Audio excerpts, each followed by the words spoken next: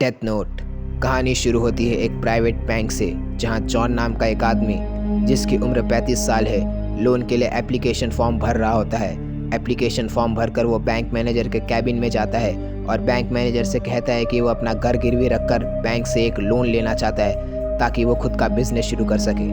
Bank manager John से पूछता है कि वो फ़िलहाल क्या करता है, यानी उसका सोर्स ऑफ इनकम क्या है। जॉन बैंक मैनेजर को बताता है कि वो कुछ नहीं करता, वो कुछ हफ्तों पहले ही जेल से छुटकर आया है। दरअसल जॉन जब 15 साल का था तब जाने अनजाने में उसके हाथों उसके दोस्त का मर्डर हो गया था, जिसके लिए उसे 20 सालों की जेल हुई थी। और अब जेल से छूटने के बाद वो खुद का बिजनेस शुरू करना चाहता है, जिसके लिए वो बैंक से लोन लेना चाहता है। जॉन की बातें सुनकर बैंक मैनेजर उससे कहता है कि बैंक ऐसे ही किसी को लोन नहीं देती। लोन के लिए कुछ एलिजिबिलिटी क्राइटेरिया होते हैं, जिसके मुताबिक जॉन लोन के लिए इनएलिजिबल है, यानी उसे बैंक से लोन नहीं मिल सकता। जॉन बैंक मैनेजर को काफ़ी रिक्वेस्ट करता है, लेकिन बैंक मैनेजर साफ साफ मना कर देता है। जॉन को बैंक मैनेजर की बातें सुनकर काफ़ी गुस्सा आता है, लेकिन वो अपना गुस्सा कंट्रोल कर लेता है और बैंक मैनेजर से कहता है ओके थैंक यू, और कैबिन से बाहर निकल जाता है। कैबिन के बाहर जॉन देखता है कि एक बोर्ड पर बैंक में जितने भी लोग काम करते हैं उनका नाम, उनकी डेजिग्नेशन और कॉन्टैक्ट डिटेल्स लिखी होती है। जॉन अपने जेब में हाथ डालकर अपना फ़ोन निकालता है और बोर्ड की एक फ़ोटो लेकर बैंक से बाहर निकल जाता है। रात को अपने घर में बेड पर लेटा हुआ जॉन अपने फ़ोन में उसी फ़ोटो को देख रहा होता है, जिसमें बैंक एम्प्लॉयज़ की डेजिग्नेशन और कॉन्टैक्ट डिटेल्स होती है। जॉन ड्रॉर से एक डायरी निकालता है और फ़ोटो में से 4 रैंडम नाम सिलेक्ट करके डायरी में लिख देता है। पहला नाम होता है मिस्टर रॉय, दूसरा आज़ाद, तीसरा अजित और चौथा मिस्टर रेड्डी। मिस्टर रॉय, आज़ाद और अजित बैंक में कैशियर है और मिस्टर रेड्डी बैंक मैनेजर है, जिसने सुबह जॉन को लोन देने से इनकार कर दिया था। जॉन आईने के सामने खड़ा हो जाता है और खुद से कहता है कि ये चारों बिल्कुल फाहियात है, इन्हें जीने का कोई हक नहीं। कितना अच्छा होता अगर इन्हें कोई मार देता, यानी जॉन इन चारों का मर्डर करना चाहता है। दरअसल जॉन एक साइको है। 20 साल जेल में रहने के बाद उसकी मेंटल कंडीशन स्टेबल नहीं है और वो पूरी तरह से साइको बन चुका है। अगले दिन मिस्टर रॉय, जो कि बैंक में कैशियर है, जब बैंक से घर लौट रहे होते तो वो देखते हैं उनके दरवाजे पर किसी ने चिट्ठी रखी हुई है। चिट्ठी में लिखा होता है तुम काफ़ी किस्मत वाले हो क्योंकि तुम्हारा नंबर सबसे पहला है। मिस्टर रॉय को लगता है कोई उनके साथ मजाक कर रहा है, इसीलिए वो चिट्ठी फाड़ कर फेंक देते और घर के अंदर चले जाते। दरअसल मिस्टर रॉय अकेले रहते, उनके अलावा उनके फैमिली में कोई नहीं है। रात को 10 बजे मिस्टर रॉय के दरवाजे की डोरबेल बजती है। मिस्टर रॉय जब दरवाज़ा खोलते हैं तो वो देखते हैं कि एक आदमी जिसने रेड कलर का टी शर्ट पहना हुआ है और जिसके हाथ में एक बॉक्स है, उनके सामने खड़ा होता है। उस आदमी ने अपने चेहरे को मास्क से ढका हुआ था, जिसकी वजह से सिर्फ उसकी आंखें ही दिख रही थी, और उसने अपने हाथों में भी ग्लव्स पहने हुए थे। वो मिस्टर रॉय को बताता है कि वो उनके लिए एक पार्सल लेकर आया है। मिस्टर रॉय उस आदमी से कहते कि आखिर इतनी रात को कौन पार्सल लेकर आता है। इस पर रेड टी शर्ट वाला आदमी मिस्टर रॉय से कहता है कि यह पार्सल जल्द से जल्द उन तक पहुंचाने के लिए कहा गया था। मिस्टर रॉय काफ़ी नींद में होते, इसीलिए वो ज़्यादा सवाल नहीं करते, लेकिन पार्सल काफ़ी हैवी होता है, इसीलिए मिस्टर रॉय उसे उठा नहीं पाते और वो रेड टी शर्ट वाले आदमी से कहते हैं कि वो पार्सल अंदर आकर रखते। रेड टी शर्ट वाला आदमी पार्सल मिस्टर रॉय के घर के अंदर रख देता है और मिस्टर रॉय से कहता है कि क्या मुझे थोड़ा पानी मिल सकता है पीने के लिए। मिस्टर रॉय पानी लेने के लिए किचन में जाते और रेड टी शर्ट वाला आदमी पीछे से किचन में चले जाता है और अपने जेब से चाकू निकालकर उससे मिस्टर रॉय को मार देता है। दरअसल ये रेड टी शर्ट वाला आदमी और कोई नहीं बल्कि जॉन होता है। यानी कि जॉन ने जो 4 नाम अपनी डायरी में लिखे थे, उसमें से पहला नाम जो कि मिस्टर रॉय का था, उनको जॉन ने मार दिया है। और क्योंकि जॉन ने अपने चेहरे पर मास्क लगाया हुआ था, जिसकी वजह से सिर्फ उसकी आंखें ही दिख रही थी, इसीलिए अगर बाहर के किसी सीसीटीवी में जॉन रिकॉर्ड भी हुआ होगा तो भी वो पकड़ा नहीं जाएगा। और उसने अपने हाथों में ग्लव्स भी पहने थे, यानी उसके फिंगरप्रिंट के निशान भी कहीं नहीं आए होंगे। अगले दिन जॉन आज़ाद के घर पर जाता है, जो कि उसके लिस्ट में दूसरे नंबर पर है। आज़ाद भी बैंक में कैशियर है। आज़ाद का घर बिल्कुल सुनसान इलाके में होता है, जहां उसके अलावा और कोई घर नहीं होता।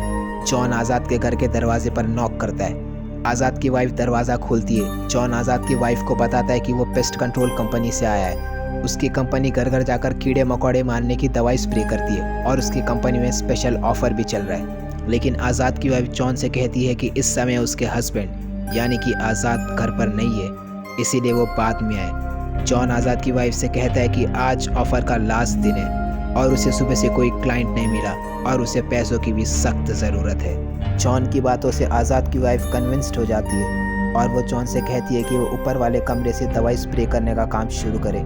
आज़ाद की वाइफ जॉन को ऊपर वाले कमरे में लेकर जाती है और जॉन अपने सूटकेस से स्प्रे निकालकर पूरे कमरे में उससे स्प्रे करने लगता है। इतने में टेलीफोन की आवाज़ आती है और आज़ाद की वाइफ टेलीफोन पिकअप करने के लिए नीचे चली जाती है। जॉन ऊपर कमरे में स्प्रे कर रहा होता है और वो अचानक से स्प्रे करते करते रुक जाता है।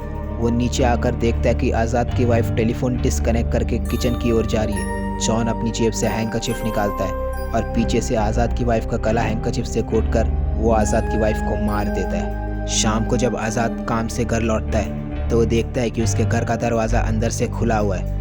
वो अपनी वाइफ को आवाज़ लगाता है और उसे ढूंढते ढूंढते जब किचन तक आता है तो वो देखता है कि उसकी वाइफ ज़मीन पर लेटी हुई है।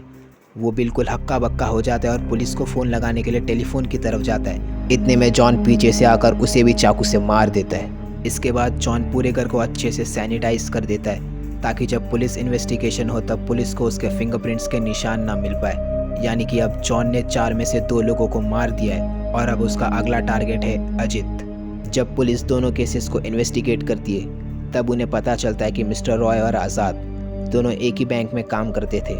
इसीलिए पुलिस पूछताछ करने के लिए बैंक में जाती है।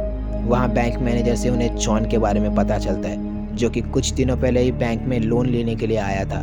लेकिन क्योंकि जॉन कुछ हफ्तों पहले ही जेल से छूटा था, इसीलिए बैंक मैनेजर ने जॉन को लोन देने से साफ साफ मना कर दिया था। पुलिस को जॉन पर पूरा शक होता है, लेकिन पुलिस के पास जॉन के खिलाफ कोई पक्का एविडेंस नहीं होता। इसीलिए पुलिस एक डिटेक्टिव हायर करती है जो जॉन पर 24 घंटे नज़र रखता है। वहीं जॉन को भी भनक पड़ जाती है कि कोई उस पर नज़र रख रहा है। इसीलिए जॉन कुछ दिनों के लिए शहर छोड़कर दूसरे शहर में चले जाता है। 3 दिनों बाद खबर आती है कि अजित, जो कि जॉन की लिस्ट में तीसरे नंबर पर है और उसी बैंक में कैशियर है, उसने अपने घर में सुसाइड कर लिया। पुलिस को उसके घर से कोई सुसाइड नोट नहीं मिलता। पुलिस को कुछ समझ नहीं आ रहा होता है क्योंकि जॉन भी शहर से बाहर होता है। पूरे शहर में इस बैंक के बारे में अफवाह फैल जाती है कि इस बैंक पर शैतान का साया है। इस बैंक में जो भी काम करेगा वो या तो मारा जाएगा या वो खुद ही अपनी जान ले लेगा। धीरे धीरे करके बैंक के सारे एम्प्लॉय अपनी जॉब छोड़ देते और बैंक बंद होने की कगार पर आ जाता है। जॉन एक कमरे में बैठा ज़ोर ज़ोर से हंस रहा होता है। दरअसल जॉन एक डॉल की तरफ देख रहा होता है। वो डॉल धागे से बिल्कुल उसी तरह बंधी थी जिस तरह अजित ने फांसी लगाकर खुदकुशी की थी। यानी कि जॉन ने अजित पर किसी तरह का ब्लैक मैजिक किया था जिसकी वजह से अजित ने खुदकुशी कर ली। जॉन ने अपनी डेथ लिस्ट में जो 4 नाम लिखे थे उसमें से सिर्फ एक ही जिंदा है, मिस्टर रेड्डी, जो कि बैंक मैनेजर है। और अभी भी पुलिस के पास जॉन के खिलाफ कोई पक्का सबूत नहीं है। और क्योंकि बैंक बंद होने की कगार पर होता है, इसीलिए मिस्टर रेड्डी डिसाइड करते कि वो अपनी जॉब छोड़कर अपनी बेटी के साथ, जो कि अभी सिर्फ 5 साल की है, उसे लेकर हमेशा हमेशा के लिए दूसरे शहर में शिफ्ट हो जाएंगे। अगले ही दिन रात को मिस्टर रेड्डी अपना सारा सामान पैक करके अपनी बेटी के साथ रेलवे स्टेशन की तरफ निकल जाते। रास्ते में उन्हें एक टैक्सी दिखती है। मिस्टर रेड्डी हाथ से टैक्सी की तरफ इशारा करते और टैक्सी रुक जाती है। मिस्टर रेड्डी टैक्सी ड्राइवर से कहते हैं कि उन्हें रेलवे स्टेशन जाना है और टैक्सी ड्राइवर हाँ में सर हिलाता है। मिस्टर रेड्डी अपना सामान टैक्सी के अंदर रख देते और अपनी बेटी के साथ टैक्सी में बैठ जाते। टैक्सी ड्राइवर ने अपने सर पर एक बड़ी सी हैट पहनी होती है और रात में अंधेरा भी काफ़ी होता है, इसीलिए टैक्सी ड्राइवर का चेहरा ठीक से दिखाई नहीं दे रहा होता है। कुछ देर आगे जाने के बाद मिस्टर रेड्डी टैक्सी ड्राइवर से कहते हैं कि शायद वो गलत रास्ते पर जा रहे। टैक्सी ड्राइवर मिस्टर रेड्डी से कहता है कि नहीं, यही सही रास्ता है, यही रास्ता रेलवे स्टेशन की तरफ जाता है। मिस्टर रेड्डी को टैक्सी ड्राइवर का बिहेवियर थोड़ा अजीब लग रहा होता है। उन्हें टैक्सी ड्राइवर पर शक होना शुरू हो जाता है, इसीलिए वो टैक्सी ड्राइवर से कहते हैं कि वो गाड़ी यहीं रोक दे। टैक्सी ड्राइवर मिस्टर रेड्डी की बात का कोई जवाब नहीं देता, वो गाड़ी की स्पीड और बढ़ा देता है। अब मिस्टर रेड्डी को टैक्सी ड्राइवर पर और ज़्यादा शक होने लगता है, इसीलिए वो टैक्सी ड्राइवर से कहते हैं कि अगर उसने गाड़ी नहीं रोकी तो वो पुलिस को फ़ोन लगा देंगे। टैक्सी ड्राइवर ज़ोर से गाड़ी का ब्रेक दबाता है और बीच सड़क में टैक्सी को रोक देता है। मिस्टर रेड्डी टैक्सी ड्राइवर से कुछ कहने ही वाले होते कि टैक्सी ड्राइवर अपनी जेब से एक पिस्तौल निकालता है और मिस्टर रेड्डी और उनकी बेटी को शूट कर देता है। टैक्सी ड्राइवर अपनी हैट हटाता है और ये टैक्सी ड्राइवर और कोई नहीं बल्कि जॉन ही होता है। यानी जॉन ने अपनी लिस्ट में जो 4 नाम लिखे थे उन चारों को उसने मार दिया है और अब उसका मिशन पूरा हो चुका है। जॉन टैक्सी लेकर जंगल में चले जाता है और वहां जाकर मिस्टर रेड्डी और उनकी बेटी की डेड बॉडी को जंगल में ही दफना देता है। कुछ हफ्तों बाद जॉन एक दूसरे बैंक में बैंक मैनेजर से लोन के सिलसिले में बात कर रहा होता है, पर यहाँ भी बैंक मैनेजर उसे लोन देने से साफ साफ मना कर देता है। जॉन बैंक मैनेजर को एक इविल स्माइल देता है और वहाँ से निकल जाता है। यानी जॉन ने जो पहले वाले बैंक के लोगों के साथ किया था यहाँ भी वो वही करने वाला है और कहानी यही ख़त्म होती है।